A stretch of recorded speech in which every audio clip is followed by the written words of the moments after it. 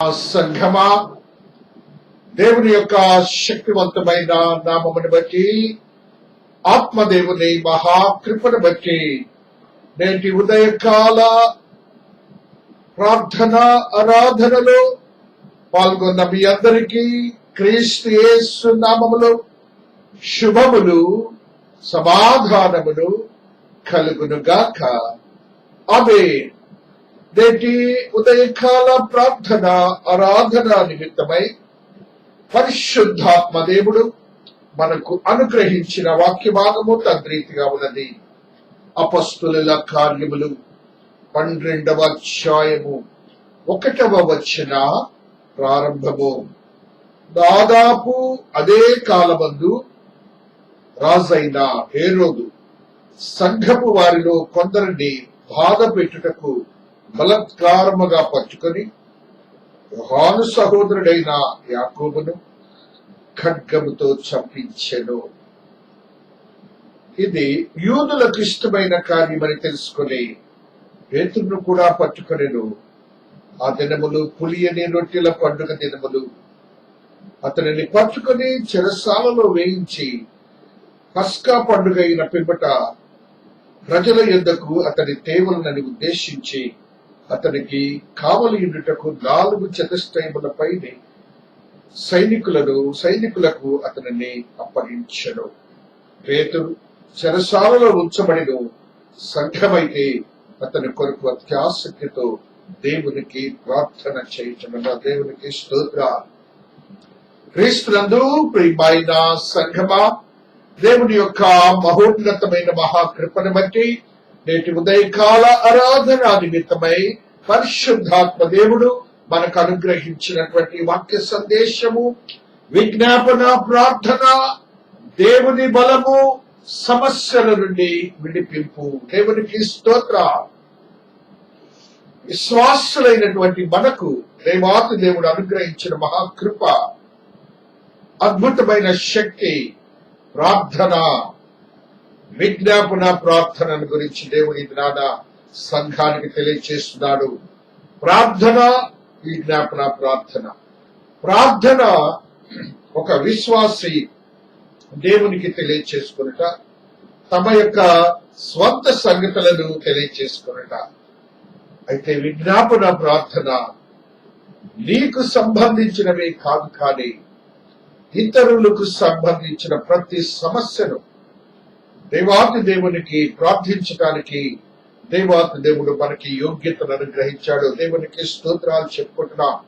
అద్భుతమైన దేవుని మహాకృపను మనము చూస్తుండగా ఆ యొక్క ప్రార్థనలో ఉన్న శక్తిని గురించి పరిశుద్ధ గ్రంథంలో కొన్ని సత్యాలను నేర్చుకుందాం. అయితే ఈ చదవబడిన వాక్యములు హేరోదు మహారాజు, పేతురు భక్తుడు మనందరికీ తెలుసు. ప్రథమమైనటువంటి శిష్యుడిగా ఉంటున్నాడు. దేవాతి దేవునికి పరిశుద్ధాత్మవశుడై ఆత్మ కార్యములు జరిగించుతూ ఆత్మశక్తితో అనేక మందికి స్వస్థతలు ఇస్తున్నాడు. మంచి బోధను ప్రతి ఒక్క విశ్వాసి అయినటువంటి వారందరికీ, అన్యులైన వారికి, యూదులైన వారికి గ్రంథంలో ఉన్న సత్యములు, ఆత్మీయ సత్యములు తెలియజేసేవాడిగా ఉంటున్నాడు. ఆయనను ఏ రీతిగా చేశాడంటే, హేరోదు ఆ యొక్క పస్కా పండుగ దినములు ఉన్నాయి. ఆ దినములు అయిన పిమ్మట ఆయనను జైల్లో తీసుకురావాలని ఆయన ఉద్దేశించాడు.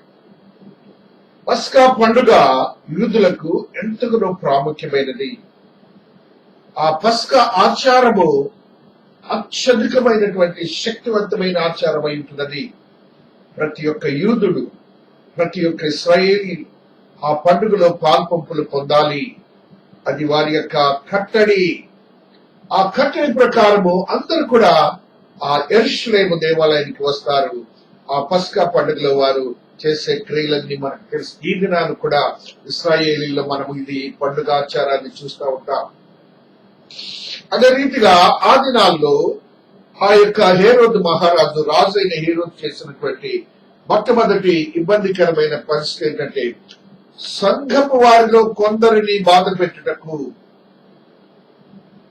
అనగా క్రైస్తవ్యములో ఆది సంఘములో దేవుని పరిచర్య చేస్తున్న వారిని ఆ రాజు అయినటువంటి హేరోదు సంఘములో ఉన్న వారిని బాధ పెట్టడానికి ఆయన ప్రయత్నం చేసిన స్థితిని మనం గుర్తించుకుంటున్నాం.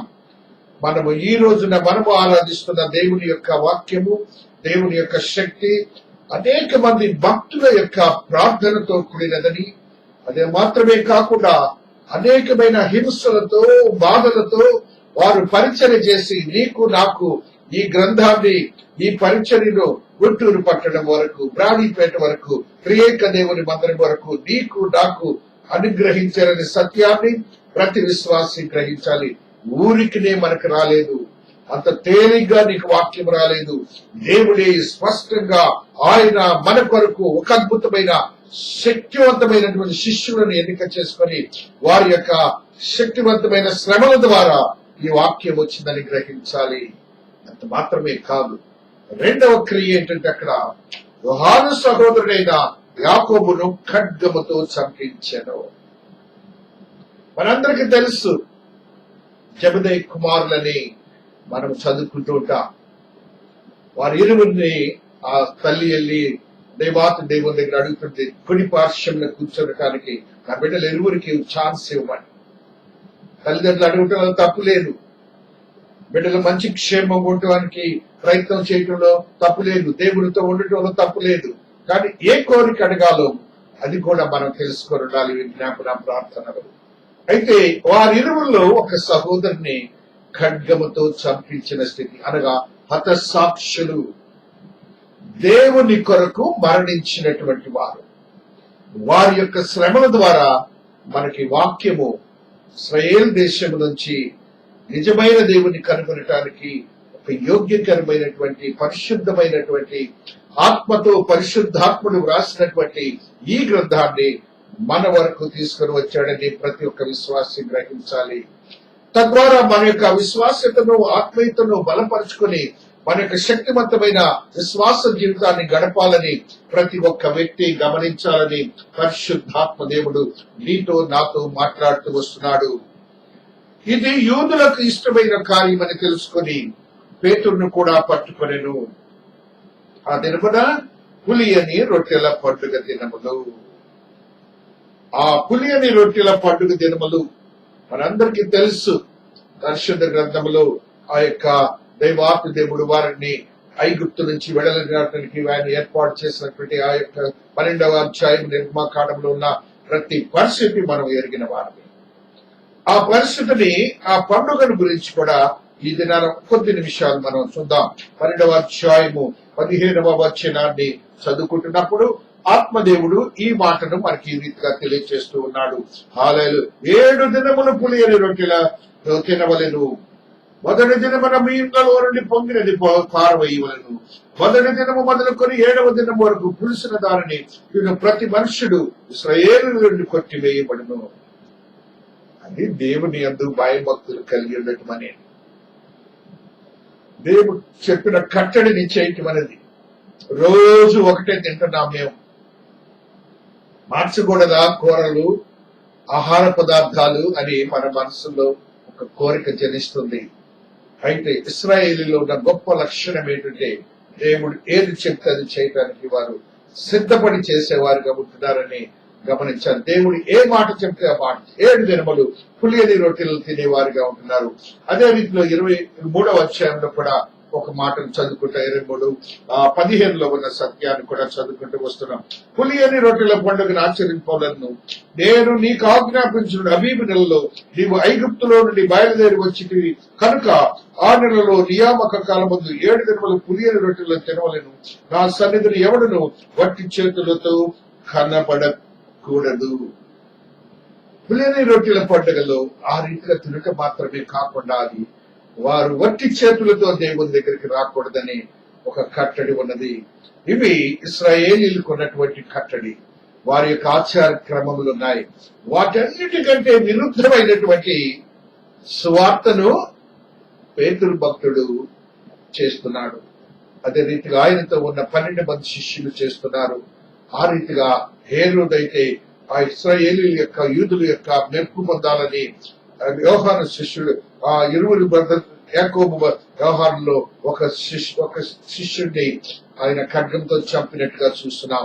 అయితే పేతురుని ఆయన జైల్లో వేసినట్లుగా మనం చూస్తున్నాం. అయితే ఆ యొక్క క్రమములో నిశ్చలముగా ఉన్నటువంటి వారి యొక్క ఆచార క్రమంలో దేవుణ్ణి ఆరాధించే స్థితిలో నుంచి వారిని బయటకు తీసుకురావడానికి పేతురు భక్తుడు చేసినటువంటి ఒక అద్భుతమైన శక్తివంతమైన ఆ ఆశ్చర్యకరమైనటువంటి వాక్యము అపొస్తలుల కార్యం 3వ అధ్యాయంలో మనం చూస్తాం. వాళ్ళని ఏ రీతిగా ఆయన ప్రలోభ పెట్టి మాట్లాడాడు. కొన్ని మాటల్ని మనం చాలా ఉన్నాయి. అయితే ఈ దిన మనకై ఒక మాటని వారితో ఎలా మాట్లాడాడు మనం చూస్తూ వస్తున్నాం. హల్లెలూయా. 3వ అధ్యాయంలో ఉన్న సత్యమును ఒక పర్యాయం చదువుకుంటూ వస్తున్నాం.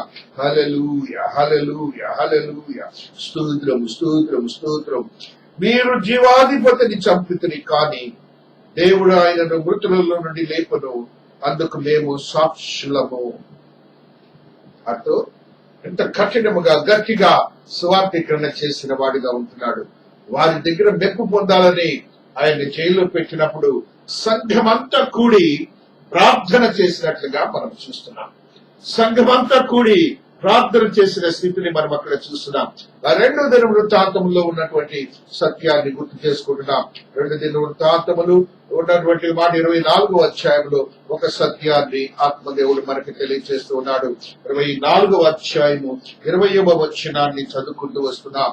హల్లెలూయా. అప్పుడు దేవుని ఆత్మ యాజకుడగు యెహోయాదా కుమారుడైన జకర్యా మీదకి రాగా అతడు జనుల ఎదుట నిలువబడి, మీరెందుకు యెహోవా ఆజ్ఞలను మీరుచున్నారు? మీరు వర్ధిల్లరు, మీరు యెహోవాను విసర్జించరు కనుక ఆయన మిమ్మల్ని విసర్జించి ఉన్నాడని దేవుడు సెలవిచ్చుచున్నాడు అనేను. ఆయనను జకర్యాను ఏ రీతిగా మరణానికి గురి చేశాడో మనం పరిశుద్ధ గ్రంథంలో చూస్తాం. పరిశుద్ధ గ్రంథంలో ఉన్నటువంటి ఆ సత్యాన్ని మనం గ్రహించినప్పుడు పరిశుద్ధాత్మ దేవుడు తెలియజేస్తున్న ప్రతి పరిస్థితిని మనం గుర్తించుకోవాలి. వారందరూ కూడా జకర్యా మరణానికి గురికారు, హతసాక్షులు కావాలి. దేవుని కొరకు మరణించిన వారిగా ఉంటున్నారు. దేవుని కొరకు వారు ప్రాణమును వదులుకున్న వారిగా, వారి యొక్క కుటుంబాలను వదిలి వారిగా ఉంటున్నారని మనం అందరము గమనించాలి. మనకి ఏ రీతిగా ఈ యొక్క సువార్త వచ్చిందో, ఇంత కష్టమైన పరిస్థితి అని మనం అందరం గమనించాలని పరిశుద్ధాత్మ దేవుడు మనకి ఈ దినాన మనకి తెలియజేస్తూ ఉన్నాడు. హల్లెలూయా, హల్లెలూయా. 4వ అధ్యాయం ప్రకటన 1. ఈ సంగతులు జరిగిన తరువాత నేను చూడగా అదుగో పరలోకమందు ఒక తలుపు తెరవబడి ఉండెను, మరియు నేను మొదట వినిన స్వరము బూరధ్వని వలె నాతో మాట్లాడుగా విట్టిడి. ఆ మాట్లాడిన వాడు, ఇక్కడికి ఎక్కినము, ఇక మీదట జరగవలసిన వాటిని నీకు కనుపరిచెదను. దేవునికి స్తోత్రాలు చెల్లించుకుంటున్నాం. ఈ యొక్క హతసాక్షులైన వారు దేవుని కొరకు మరణించిన వారికి ప్రత్యేకమైనటువంటి స్థితులు ఉన్నాయని కూడా మనం గ్రహించాలి. ప్రకటన 6:9 ఉన్న ఒక మరింత సత్యాన్ని చదువుకుంటాం. 5వ ముద్రను విప్పినప్పుడు ఆయన దేవుని వాక్యము నిమిత్తము తాము ఇచ్చిన సాక్ష్యము నిమిత్తమును వధింపబడిన వారి ఆత్మలను బలిపీఠం క్రింద నేను చూచితిని. అక్కడ బలిపీఠం కింద ఈ వధింపబడినటువంటి శ్రమలు పడ్డ వారి యొక్క ఆత్మలన్నీ అక్కడ ఉన్నాయని మనం గ్రహించాలి. తద్రీతిగా పరిశుద్ధ గ్రంథములో ఉన్న ఆ సత్యాలను మనము చూస్తుండగా పేతురు చెరసాలలో ఉంచబడిను, సంఘమైతే అతని కొరకు అత్యాసక్తితో దేవునికి ప్రార్థన చేయించుండిన. దేవునికి స్తోత్రాలు చెల్లించుకుంటున్నాం. ప్రార్థనలో ఉన్న శక్తిని మనం గ్రహించాలి. ప్రార్థనలో ఉన్న మత్తయి సువార్తలో 18వ అధ్యాయము 19వ వచనాన్ని మనం గ్రహించాలి. మత్తయి సువార్త 19వ అధ్యాయము 18వ అధ్యాయం 19వ వచనాన్ని చదువుకుంటున్నప్పుడు ఈ రీతిగా ఆత్మదేవుడు మాట్లాడు, మరియు మీరు ఇద్దరు తాము వేడుకొని దేనిని గూర్చి ఏరును భూమి మీద ఏకీభవించినలా అది పరలోకమందున నా తండ్రి వలన వారికి దొరుకునని మీతో చెప్పుచున్నారన్నో. ఇరువురు చాలు, ఇంట్లో ఇరువురు చాలు, కుటుంబంలో ఇరువురు చాలు, సంఘంలో ఇరువురు చాలు. ఏకీభవించి మీరు ప్రార్థన చేస్తే పైన ఉన్నటువంటి పరలోకమందు నా తండ్రి వల్ల దొరికినని దేవాతి దేవుడు చెల్లించేస్తున్నాడు. మీలో నా ఇద్దరు ముగ్గురు నా నామను ఎక్కడ కూడిద్దరో అక్కడ నేను వారి మధ్యన ఉందని చెప్పాను. మనకు ఒక ఆధిక్యత, నీకు నాకు ఇరువురు ముగ్గురు ఉంటే దేవాతి దేవుడు ఆయన మన మధ్యన ఉంటారని కూడా గమనించండి. మీరు కుటుంబ ప్రార్థనలు ఆ రీతిగా మీ యొక్క ఆత్మీయతను బలపరుచుకొని యొక్క శక్తివంతమైన విశ్వాసతను స్థిరపరచుకోవాలని ఆత్మదేవుడు ఈ దినాన నీతో నాతో మాట్లాడుతున్నటువంటి మీలో ఆ యొక్క ప్రార్థన శక్తిని మోషే భక్తుడు ఏ రీతిగా తను చేశాడో ఒక ప్రార్థన మనం చూస్తాం. deuteronomy ద్వితీయోపదేశ కాండము 9వ అధ్యాయము 18వ వచనాన్ని మనం చదువుకున్నప్పుడు ఆత్మదేవుడు ఈ రీతిగా నీతో నాతో మాట్లాడుతూ వస్తున్నారు. మీరు యెహోవా దృష్టికి ఆ చెడు నడక నడిచి చేసిన ఈ సమస్త పాపముల వలన ఆయనకు కోపము పుట్టింపుగా చూచి మునిపుని వలె అన్న పానములు మాని 40 పగళ్ళు 40 రాత్రులు నేను యెహోవా సన్నిధిని సాగిలా పడితిని. దేవునికి స్తోత్రాలు చెల్లించుకుంటున్నా. 40 దినములు పగలు రాత్రి ఆహారం మాని రెండవ పర్యాయము భక్తుడైనటువంటి మోషే పాపముల నిమిత్తము దేవుని ఎదుట ప్రార్థన చేసి వారిని కనానుకు నడిపించిన వాడిగా ఉంటున్నాడు. ప్రార్థనలో శక్తి ఉన్నది. మోషే గురించి దాన్ని ప్రార్థన చేసింది, విజ్ఞాపన ప్రార్థన చేశాడు మోసెస్. ఆ రీతిగా మన యొక్క ఆత్మీయతను బలపరుచుకొని మనము దేవుడిని ప్రార్థించే గుణాన్ని, లక్షణాన్ని, క్యారెక్టర్ ని మనం పొందాలి. మన జీవితాలను స్థిరపరచుకోవాలి. ప్రార్థనలో శక్తి ఉన్నది. ఆయన సహాయము చేసే దేవుడని నీవు గ్రహించాలని ఆత్మదేవుడు తెలియజేస్తున్నాడు. ఆయన నిన్ను నీకు నాకు ఒక అద్భుతమైన శక్తివంతమైన స్థితిని అనుగ్రహించే దేవుడు. 25వ అధ్యాయం 8వ వచనము ఆ 2 దిన వృత్తాంతాల్లో ఒక సత్యాన్ని మనము చదువుకుంటూ వస్తున్నాం. అలాగూ పోవలనని నీకున్న ఎడల పొమ్ము, యుద్ధము బలముగా చేసిన దేవుడు నీ శత్రువులు ఎదుట నిన్ను కూర్చును, నిలువబెట్టడియు పడవయు దేవుని వశమే కదా అని ప్రకటింపగా. మనము దేవుని వశములో ఉన్నాము కాబట్టి బలము ఆయన చేతిలో ఉన్నది. సహాయము చేసేది ఆయనే. నీ స్వంత నిర్ణయాలు తీసుకుంటే ఏ రీతిగా ఇక్కడ రాజు చెప్తున్నాడు, నీవు యుద్ధము చేస్తే పడిపోతావని దేవుని బలమును నీవు ఎరిగి ఆయన ప్రార్థించి పొందాలని నీకు నాకు ఆత్మదేవుడు ఈ దినాన తెలియజేస్తూ ఉన్నారు. అదే రీతిగా యెషయా భక్తుడు ఒక సత్యాన్ని మనకు తెలియజేసిన 41:10 ఒక సత్యాన్ని ఈ రీతిగా తెలియజేస్తూ వస్తున్నారు. 41వ అధ్యాయము 10వ వచనం, భూదిగంతముల నుండి నేను పట్టుకొని దాని కొనల నుండి పిలుచుకున్న వాడా, నీవు నా దాసుడు అనియు నేను నిన్ను ఉపేక్షింపగా ఏర్పరచుకొట్టిననియు నేను నీతో చెప్పి ఉన్నాను, నీకు తోడై ఉన్నాను. దేవునికి స్తోత్రాలు చెప్పండి. భయపడకమో, నేను దేవుడినై ఉన్నాను. దేవునికి స్తోత్రాలు చెప్పండి. దిగులు పడకమో, నేను నిన్ను బలపడుతున్నాను. దేవునికి స్తోత్రాలు. నీకు సహాయం చేయబడం నేనే. దేవునికి స్తోత్రాలు. నీతి అను నా దర్శనం నిన్ను ఆదుకొందును. దేవునికి స్తోత్రాలు. హల్లెలూయా. ఆత్మదేవుని ఆత్మశక్తిని మనము కలిగి ఉండి ఆయన చెప్తున్న మాటలని తోడుగా ఉంటానంటున్నాడు. నీకు దేవుడిగా ఉంటానంటున్నాడు. నిన్ను బలపరుస్తానంటున్నాడు. నీకు సహాయం చేస్తానంటున్నాడు. ఆయన దక్షిణాస్తం నిన్ను ఆదుకుంటానంటున్నాడు. నిన్ను ఏర్పరచుకున్నానని దేవుడు నీతో నాతో ఒక ధైర్యాన్ని ఇస్తున్నాడు. తద్రీతిగా నీ యొక్క ఆత్మీయతను బలపరుచుకొని దేవుని కొరకు ఆయన సహాయకుడిని ఎరిగి ప్రార్థన చేసే మనస్తత్వాన్ని నువ్వు కలిగి ఉండాలని పరిశుద్ధాత్మ దేవుడు ఒక హ్యాబిట్ నీకు ఉండాలి. ప్రార్థన చేసి ఆశీర్వాదాలు పొందే స్థితిని నీవు పొందాలని పరిశుద్ధాత్మ దేవుడు నీకు నాకు తెలియజేస్తున్నాడు. హెబ్రీయులకు రాసిన పత్రిక 13:6 మరి ఒక సత్యాన్ని చూస్తున్నాం. కాబట్టి ప్రభువు నాకు సహాయుడు, నేను భయపడను, నరమాత్రుడు నాకేమి చేయగలడు అని మంచి ధైర్యంతో చెప్పగలవారమై ఉన్నాము. ఆయన సహాయం చేసే దేవుడు, ఆయన సహాయం చేసే దేవుడు. అది నీవు గమనించాలి. నీకు సహాయం చేసి దిగులు పడవతున్నాడు ఆయన. అనేక రీతులుగా నీకు ఆశీర్వాదాలు యెషయా భక్తుడు తెలియజేసిన వచనంలో మనం చదువుకున్నాం. ఆ రీతిగా ఆయన యందు నమ్మకం ఉంచు. ఆయన సహాయం చేసేవాడని నువ్వు నమ్మకం ఉంచు. ఆ నమ్మకంతోనే దేవుడి కొరకు నువ్వు సిద్ధపడమని దేవాతి దేవుడు తెలియజేస్తున్నాడు. ఆ నమ్మకం లేకపోతే నువ్వేమి చేయలేవు. మోహన్ భక్తుడు చెప్తున్నాడు 9వ అధ్యాయము 17వ వచనంలో ఒక సత్యాన్ని మనకు తెలియజేస్తూ ఉన్నాడు. 9:17లో ఉన్న సత్యాన్ని ఈ రీతిగా మనం చదువుకుంటూ వస్తున్నాం. హల్లెలూయా. కాబట్టి వారు మరలా గుడ్డివానితో అతడు నీ కన్నులు తెరచినందుకు నీవతని గురించి ఏమనుకొనుచున్నావని అడుగుగా వాడు ఆయన ఒక ప్రవక్త లేదు, వాడు గుడ్డివాడై నీ చూపు పొందిన యూదులు నమ్మక చూపు పొందిన వారి తల్లిదండ్రులను పిలిపించిరి. వారందరికీ తెలుసు నమ్మకం లేక వాళ్ళకి వాళ్ళని వీళ్ళని అడుగుతున్నాడు. ఆ బిడ్డ అయితే ఆయనను విశ్వసించాడు, ఆ చూపును పొందాడని ఆ యొక్క వాక్యంలో బిడ్డవాడి గురించి మనం చూస్తున్నాం. యేసు ఏం చేశాడు అతనికి? యేసు చేసినటువంటి స్థితి చూడండి. యేసు బురద చేసి వారి కన్నులు తెరచిన దినమున విశ్రాంతి దినము వాడేలాగా చూపు బదులు దానిని గురించి పరిచయాలు కూడా వారి మరలా అడుగుగా, నా కన్నులు ఆయన బురద ఉంచగా నేను కడుక్కొని చూపు పొందుతున్నాను. హల్లెలూయా, స్తోత్రం స్తోత్రం స్తోత్రం స్తోత్రం స్తోత్రం స్తోత్రం. హల్లెలూయా హల్లెలూయా స్తోత్రం. హల్లెలూయా హల్లెలూయా హల్లెలూయా హల్లెలూయా. ఆయన ఇట్లు చేసి నేల మీద ఉమ్మివేసి ఉమ్మితో బురద చేసి వారి కన్నుల మీద బురద పోసి, నీవు శిలోహమైన కోరికలో వెళ్ళి అందులో కడుక్కొనమని చెప్పాను. శిలోహమైన మాటకు పంపబడిన వాడి అర్థము, వాడు వెళ్లి కడుక్కొని చూపు గల వాడై వచ్చాను. నా దేవుని ఉమ్మిలో ఏముందంట? నీకు దృష్టిని ప్రసాదించే శక్తి ఉన్నది. ఇప్పుడు మన ఉమ్మిలో మరణం ఉంది, ఆయన ఉమ్మిలో జీవం ఉన్నది. ఆయన చేసినటువంటి విశ్వాస్యత, ఆ బిడ్డ యొక్క విశ్వాస్యతను మనం గుర్తించుకోవాలి.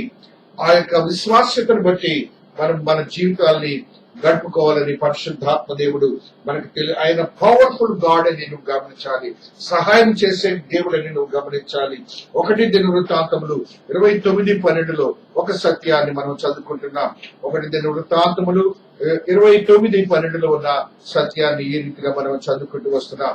హల్లెలూయా హల్లెలూయా హల్లెలూయా హల్లెలూయా హల్లెలూయా. స్తోత్రం స్తోత్రం స్తోత్రం స్తోత్రం. హల్లెలూయా హల్లెలూయా స్తోత్రం స్తోత్రం. Power of the Lord is walking on. Hallelujah hallelujah. ఐశ్వర్యమును గొప్పతనమును నీ వలన కలుగును. నీవు సమస్తమును ఏలువాడవు. బలమును పరాక్రమను నీ దానములు. హెచ్చించువాడవును, అందరికి బలము ఇచ్చేవాడు నీవే. గమనించు, దేవుడు మనకి బలమునిచ్చేవాడు, హెచ్చించేవాడు అని గుర్తించి నీవు ప్రార్థనతో కూడినటువంటి శక్తివంతమైన స్థితిని కలిగి ఉండి నీ విశ్వాస జీవితాన్ని గడపాలని పరిశుద్ధాత్మ దేవుడు నీతో నాతో ఇది నాన్న మాట్లాడుతున్నాడు. ఐశ్వర్యమునిచ్చే దేవుడు కూడా ఆయనే. నీవు ప్రార్థన లేక నీ కుటుంబాల్లో, నా కుటుంబాల్లో అటువంటి శక్తిని మనం చూడలేకపోతున్నాం. అద్భుతమైన శక్తి ఆయనలో ఉన్నదని నువ్వు గమనించాలి.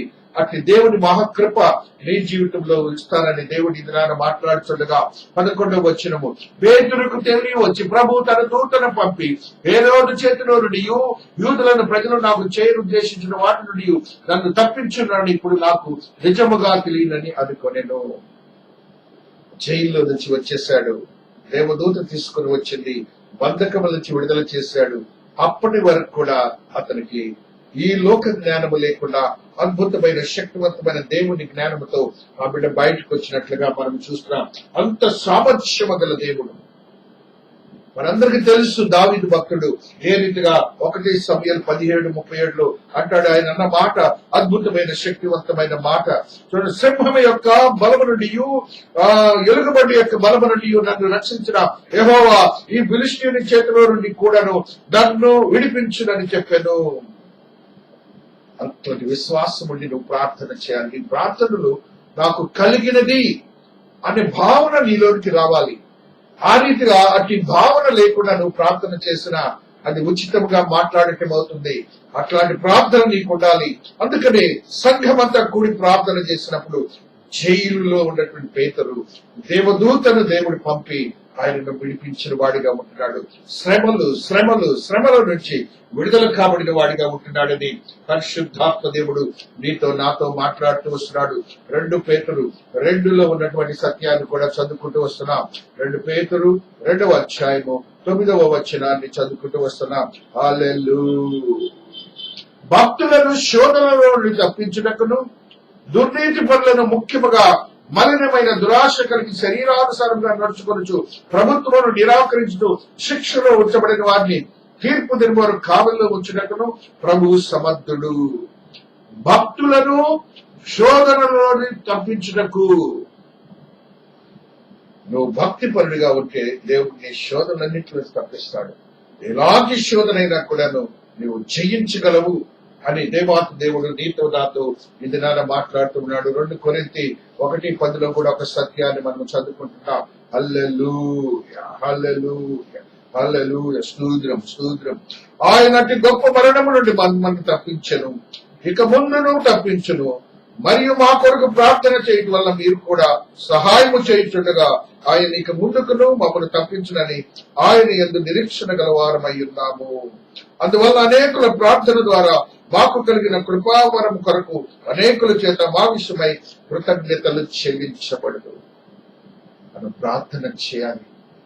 లోకం కోసం ప్రార్థన చేద్దాం, సంఘం కోసం ప్రార్థన చేద్దాం, మీ కుటుంబం కొరకు ప్రార్థన చేసుకుందాం, అనేకుల కొరకు రక్షణార్థమైన జ్ఞానం ఇవ్వటానికి ప్రార్థన చేద్దాం. ప్రార్థన శక్తి కొరకు మీరు ప్రార్థన చేయండి. ఆ యొక్క అలవాటును మీరు పెంపొందింపు చేసుకోండి. ఒక శక్తివంతమైన దేవుడు నీకున్నాడు, సహాయం చేసే దేవుడు నీకున్నాడని నీవు గ్రహించి ఆయన నిమిత్తము నీవు ప్రార్థనలో కొనసాగాలని పరిశుద్ధాత్మ దేవుడు ఇది నానా నీకు నాకు తెలియజేస్తున్నాడు. 126 కీర్తనలో దాసుడైనటువంటి భక్తుడైనటువంటి డేవిడ్ మాట్లాడుతున్న మాటను కూడా చూస్తున్నాం. సియోనుకు తిరిగి వచ్చిన వారిని యెహోవా చెరలో నుండి రప్పించినప్పుడు మనము కలకలిన వారి వలె నుండి మన నోటి నిండా నవ్వుండెను, మన నాలుక ఆనందగానముతో నిండి ఉండెను. అప్పుడు యెహోవా వీరి కొరకు గొప్ప కార్యములు చేసినని అన్యజనులు చెప్పుకొనిరి. అంతే, దేవుడు చేసే క్రియలకు యేసుని నమ్ముడుకొనవని వారు నిన్ను చూసి చెప్పుకోవాలి. నీకు సంతోషాన్ని ఇచ్చే దేవుడిగా ఉంటున్నాడు. ఆ దేవుని మహాకృపను ఈ యొక్క ప్రార్థన ద్వారా ఆయన శక్తివంతమైన దేవుడని, సహాయం చేసే దేవుడని, అద్భుతమైన కార్యములు చేసే దేవుడని విశ్వసించి నీ విశ్వాస జీవితాన్ని కొనసాగించుకో. దేవుడు ఈ పరిశుద్ధ వాక్యమును దీవించి ఆశీర్వదించును గాక. ఆమేన్. ప్రార్థించుకుందాము. శక్తివంతమైన దేవా, మీ పాద సన్నిధిలో ఉన్నాం తండ్రి. అయినా మీరు మాకు దేవుడిగా ఉన్నందుకు స్తోత్రాలు చెల్లించుకుంటున్నాను. ఉదయకాల సమయంలోనైనా మిమ్మల్ని ప్రార్థించడానికి మీరు మాకు అనుగ్రహించిన కృపను బట్టి స్తోత్రాలు. అయినా ప్రార్థన లేని కుటుంబాలు, ప్రార్థన లేని సంఘాలు, ప్రార్థన లేని విశ్వాసులు అయినా వారి జీవితాలను గడుపుతున్నారు నైనా. ప్రార్థన అంటేనైనా భయము నాయన, ప్రార్థన అంటేనైనా దేవుని దగ్గర రావడానికి వారి నాలుకలు సంధించడం లేదు ఆయన. మనస్సులు సిద్ధపరిచే యోగ్యతను దాయిచ్చేయండి అయినా. నాయనా మీ యొక్క వాక్యములను సత్యములను వారికి తెలియచేయండి నైనా. మీరు బలవంతుడైన దేవుడనియు, సహాయము చేసే దేవుడనియు, పవర్ఫుల్ గాడ్ అనియు, సృష్టిని సృష్టించిన దేవుడనియు, మా నిమిత్తము మీరు సిద్ధముగా ఉన్నారనియు అట్టి జ్ఞానాన్ని నా బిడ్డలకు దాయిచ్చేయండి. వారి సమస్యల నుంచి విడుదల చేయగల దేవుడు అని విజ్ఞాపన ప్రార్థనలు, కుటుంబ ప్రార్థనలు, సంఘ ప్రార్థనలు సిద్ధపరిచే మనస్సులో నా బిడ్డలకు దాయిచ్చేయండి అయినా. అట్టి శక్తి నా బిడ్డలందరకు దాయిచేసి కృపల్లో భద్రపరచబడిన గాక. ఆత్మ కార్యములే నా బిడ్డల పక్షంగా జరిగించబడిన గాక. నేటి నుండి లేని వారు అట్టి ప్రార్థనలు సిద్ధపరచబడినటువంటి మనస్సును కలిగి మోకాళ్ళని ప్రార్థించే యోగ్యతలు భద్రపరచబడిన గాక. విజ్ఞాపనకర్తమైన దేవుడు అయినా నీవు కుడి పార్శ్వమున ఉన్నావని ఎరుగకనైనా నా బిడ్డలందరూ నీ కొరకునైనా ఆత్మవశులై ప్రార్థన చేసే స్థితిలో లేని వారుగా ఉన్నారు. అటు ఆత్మను రోగిలకు రాసిన 8వ అధ్యాయంలో ఉన్న సత్యమును గ్రహించి దేవుడు మామలను బలహీనము అయినప్పుడు ఆయన బలం కలిగిన ప్రార్థన శక్తిని ఇచ్చే దేవుడని మీరు తెలియజేశారు. అటు శక్తిని నా బిడ్డకు అనుగ్రహించి మీరు మాత్రమే మహిమ పరచబడిన గాక. ప్రతి కుటుంబాన్ని విశ్వాసాన్ని మీ పాద సన్నిధిలో పెడుతున్నానైనా. ఆశీర్వదించండి, బలపరచండి, భద్రపరచండి, శక్తివంతమైన స్థితిగతులను అనుగ్రహించండి. ప్రతి కుటుంబంలో ఉన్న ప్రతి బలహీన పరిస్థితి యేసు నామములో విడుదల చేయబడిన గాక. తన తల్లిదండ్రులకు, బిడ్డలకు, తల్లిదండ్రులకు, భార్యకును, భర్తకును శాంతిని, సమాధానాన్ని అనుగ్రహించి మీరు మాత్రమే మా పరచబడిన గాక. కృప సత్య సంపూర్ణమైన దేవుని మహోన్నతమైన కార్యములు మీరే జరిగించుకుంటున్నందుకు స్తుతులు స్తోత్రాలు చెల్లించుకుంటున్నాను. అయినా నీ యందు భయభక్తులు గల బిడ్డలనైనా, సంఘమునకు రాలేనటువంటి బిడ్డలు ఉన్నారు నైనా. నీ యందు భయముండి భక్తుండి వారి కుటుంబాల పరిస్థితులు బట్టి నిన్ను నేను ఆరాధించలేని పరిస్థితులు ఉన్న బిడ్డలు ఉన్నారు. వారిని చూడండి నాయన, వారిని తాకండి నాయన, వారి సమస్యల నుంచి విడుదల చేయండి నాయన, మీ ఆత్మ కార్యములు జరిగించండి నాయన, అద్భుతమైన శక్తితో నింపండి స్వామి. ప్రతి కుటుంబంలో ఆర్థిక సమస్యలు, జటిలమైన సమస్యలు, అంధకార సమస్యలు యేసు నామములో విడుదల చేయబడిన గాక. కృప సత్య సంపూర్ణ దేవుని మహోన్నతమైన కార్యములే జరిగించబడిన గాక. నూతనమైన అనుభవాలతో నింపబడిన జీవన క్రమము నా బిడ్డలందరికీ సిద్ధపరిచి ఘనపరిచి క్రమపరచబడిన గాక. అయినా మీరు గొప్ప దేవుడు ఆయన, మీరు గొప్ప దేవుడు ఆయన. బర్త్డే చేసుకున్న బిడ్డలను ఆశీర్వదించండి, వివాహ దినములు చేసుకున్న బిడ్డలను ఆశీర్వదించండి, కుటుంబాల్లో అయినా సంతోషకరమైన దినములు ఉండే వారిని ఆశీర్వాదకరంగా మార్చండి. అయినా మీరు గొప్ప దేవుడని ఒక సాక్ష్యం ఇచ్చినందుకు స్తోత్రాలు. అయినా యవనస్తులకు మీరు ఇచ్చిన జ్ఞానమును బట్టి, చదువును బట్టి, ఉద్యోగమును బట్టి, అయినా అదే రీతిగా నాయన వివాహమును బట్టి, గర్భఫలమును బట్టి కృతజ్ఞతలకు వారిని తరిమి వేసినందుకు కూడా కృతజ్ఞత అభివందనములు. మీరు నా దేవుడు ఆయన. వారు యోచించినటువంటి చదువును బట్టి, వారికి ఇచ్చినటువంటి చదువును బట్టి యోచించిన ఉద్యోగములను గ్రహించబడిన గాక. యోచించినటువంటి విశ్వాసులైన వరుడిని నా బిడ్డలకు అనుగ్రహించి మీరే మహిమ పరచబడిన గాక. అదే రీతిగా వారి యొక్క కుటుంబంలో గర్భఫలములు నాయన ఎదురు చూస్తున్నారు. మీరు ఇచ్చినందుకు స్తోత్రాలు, మీరు ఇచ్చినందుకు స్తోత్రాలు, మీ కృపలో భద్రపరిచినందుకు స్తోత్రాలు, మీ శక్తితో నింపినందుకు స్తోత్రాలు, అపవాదిని తరిమి వేసినందుకు స్తోత్రాలు, చిన్నపిల్లకి ఎదుగులో జ్ఞానం వివేకం దాడి చేసినందుకు స్తోత్రాలు, వృద్ధులకు ఇచ్చినటువంటి ప్రార్థన జీవితం బట్టి, ఆదరణ బట్టి, కృపను బట్టి స్తోత్రాలు. వారి బిడ్డలను ఆయన ఆ ప్రాంతంలో ఉన్నారు, వారిని ఆశీర్వదించండి. ఉద్యోగంలో చేస్తున్నారు. అమెరికా దేశం, ఆస్ట్రేలియా దేశం, ఇంగ్లాండ్ దేశం, అమెరికన్ కంట్రీస్, ఏషియన్ కంట్రీస్ అయినా, యూరోపియన్ కంట్రీస్ అయినా వారిని ఆశీర్వదించండి. క్షేమ సమాచారాలు దయచేయండి, వారికి ఉద్యోగములు దయచేయండి. అక్కడ ఉన్న బిడ్డలనైనా వారు చేస్తున్న ఉద్యోగముల కొరకు అడుగుతున్నారు, వారికి ఉద్యోగములు ఇవ్వండి నైనా. అమెరికాలో ఉన్న ప్రతి బంధకముల నుంచి యేసు నామములో నా బిడ్డలందరూ విడుదల చేసి నూతనమైన అనుభవాలతో నింపబడిన గాక. కృప సత్య సంపూర్ణ దేవుని మహోన్నతమైన కార్యములు జరిగించబడిన గాక. భర్తను కోల్పోయిన వారు, భార్యను కోల్పోయిన వృద్ధులుగా ఉన్న వారు ఉన్నారు. ఆశీర్వదించండి, ఆరాధన దయచేయండి, ఆరోగ్యాలు దయచేయండి, కుటుంబాల్లో ఆర్థిక స్తోమత కలుగు చేయండి నాయన. అదే రీతిగా నైనా మా పట్టణాన్ని, దేశాన్ని, రాష్ట్రాన్ని, విశ్వాన్ని ఆశీర్వదించండి. కృపల్లో భద్రపరచండి, ఆత్మ కార్యములే జరిగించండి, నూతనమైన శక్తితో నింపండి నాయనా. అదే రీతిగా పరిణామాధికారులకు నైనా, అధిపతులకు నైనా జ్ఞాన వేగంలో పరిపాలనా సౌలభ్యం దయచేసి శక్తివంతమైన స్థితిగతులను అనుగ్రహించబడిన గాక. అపవాది నుంచి తరిమి వేయండి నాయన. ఈ యొక్క కరోనా నుంచి మా బిడ్డలందరినీ విడుదల చేయండి. ప్రపంచంలో ఉన్న ప్రతి బిడ్డకు శాంతి సమాధానము అనుగ్రహించబడిన గాక. సంఘ బిడ్డలకు, పట్టణంలో ఉన్న వారికి, రాష్ట్రంలో ఉన్న వారికి, ఇండియాలో ఉన్న వారికి, ప్రపంచంలో ఉన్న వారికి మీరు ఇచ్చినటువంటి యోగ్యకరమైన ఆశీర్వకరమైన జన్మలు బట్టి స్తోత్రాలు. ఏ వ్యక్తి మరణించకూడదునైనా, ఏ వ్యక్తి అదైనా ఆ రీతిగా ఆ యొక్క క్రమంలో ఉన్నటువంటి ఆ కరోనా నుంచి విడుదల చేయబడాలి తండ్రి. అంటే స్థితిని నా బిడ్డలందరికీ అనుగ్రహించినందుకు స్తోత్రాలు. చిన్న బిడ్డకి జ్ఞానం వివేకము దాయిచ్చేయండి అయినా. సంఘాన్ని, సంఘ బిడ్డలను ఆశీర్వకరంగా మార్చండి అయినా. అన్ని కాల్చను ఆ కుటుంబాల చుట్టూ, వ్యక్తుల చుట్టూ, విశ్వాసుల చుట్టూ ఉంచినందుకు స్తోత్రాలు. ఆదరించి తరిమి వేసిన విధానాన్ని బట్టి కూడా కృతజ్ఞతావందనములు చెల్లించుకుంటున్నాను స్వామి. మీరు మహాదేవుడని ఒక అద్భుతమైన కార్యములు జరిగిస్తున్నందుకు స్తోత్రాలు. చేతి పనులు చేసుకున్న వారిని, ఉద్యోగములు చేసుకున్న వారిని, నేను వ్యవసాయం చేస్తున్న వారిని నూరంతుల ఫలితము దయచేయండి. వారి నుంచి తరిమి వేయండి నేను ట్రాన్స్ఫర్ కొరకు నేను టీచర్స్ ప్రయత్నం చేస్తున్నారు. వారు యోచించిన ప్రదేశంలో మీరు వచ్చినందుకు కృతజ్ఞతలు. ఈ కృప నా బిడ్డలతో సిద్ధీకరింపబడిన గాక. శక్తివంతమైన స్థితిగతులు అనుగ్రహించబడిన గాక. వివాహములు జరిగించిన వారికి మంచి కుటుంబ జీవితాలు దయచేయండి. ఆత్మ కార్యములు జరిగించి నా దేవుడు గొప్పవాడని ఒక సాక్ష్యం ఇస్తున్నందుకు స్తుతులు స్తోత్రాలు చెల్లించుకోండి. ప్రభుడు తన కుమారుడైన యేసు నామమున బ్రతిమలాడి వేడుకొనొచ్చిన తండ్రి, ఆమేన్. పరలోకమందున్న మా తండ్రి, నీ నామము పరిశుద్ధపరచబడిన గాక. నీ రాజ్యము వచ్చు గాక. నీ చిత్తము పరలోకమందు నెరవేర్చున్నట్లు భూమి మీద నెరవేరును గాక.